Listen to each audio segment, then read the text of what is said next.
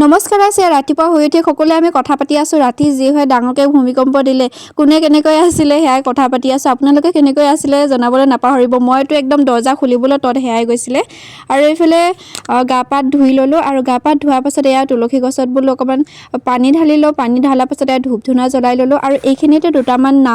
নাম ল'বলৈ দিয়া আছিলে পৰিস্মিতা আৰু উমিশা তোমালোকৰ নামকেইটা ল'বলৈ কৈছিলে ল'লোঁ আৰু এইফালে মই ৰাতিপুৱা শুই উঠিয়ে